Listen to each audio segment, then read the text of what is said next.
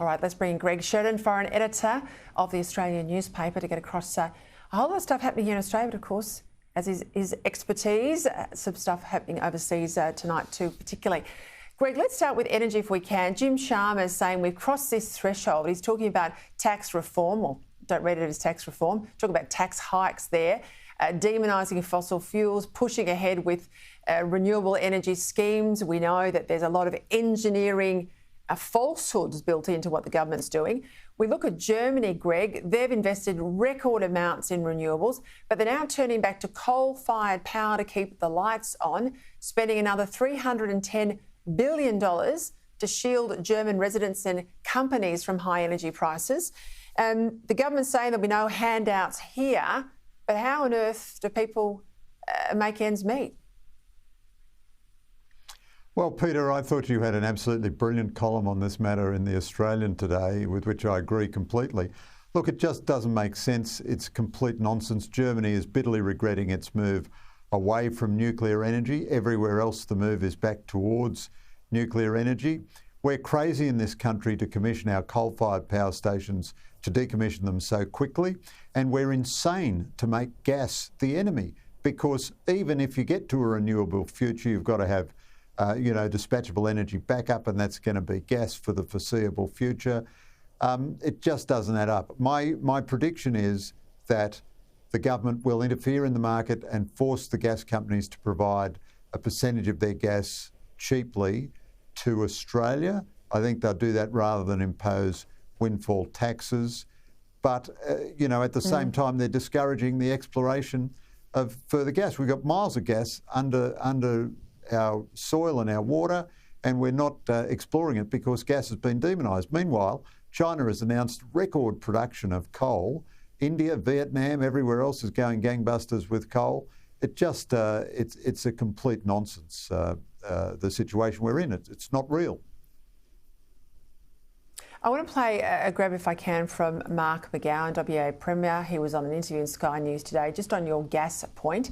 He had this to say.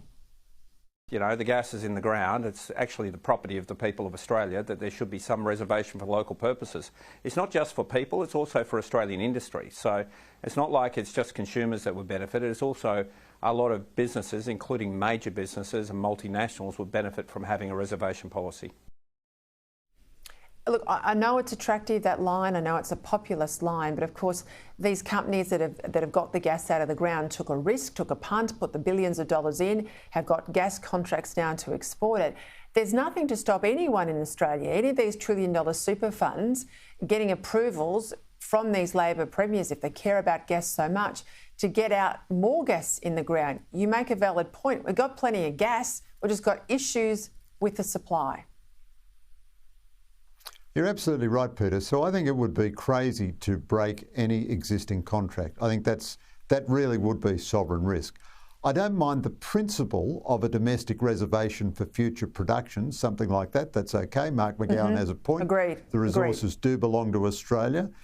But I think the point you make about the super funds is very profound. We can't get anyone to fund these gas projects, yet we've got $2 or $3 trillion of funds under superannuation fund management. The profits are colossal. So the return, if you're just looking for a return to investors, it's fantastic.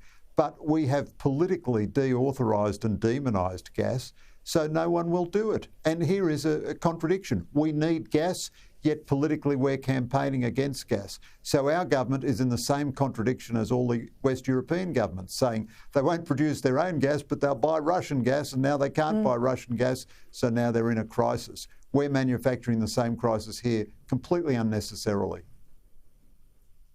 All right, I'm going to ask you about the US midterms. I can't help but ask you. They're coming up. They're looming pretty hard on us now. But before we do, 3 times a charm. Is it at all possible that former Prime Minister Benjamin Netanyahu's back at the driver's seat in Israel? Yeah, that looks the most likely outcome. So I've interviewed Netanyahu many times. I've known him for many, many years. He's one of the most impressive politicians I've ever met. Not to say I agree with everything he's done. He's on some corruption charges at the moment. They mostly look pretty trivial, receiving gifts of cigars and wine and so on. He was Prime Minister for 12 years.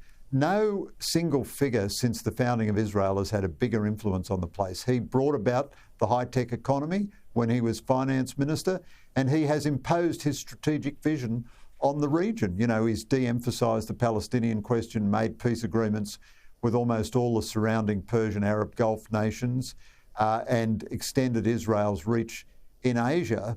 And the people who opposed him, the only thing they agreed on really was that they were against him. They didn't have a proper alternative vision, the centrist government, which has just fallen.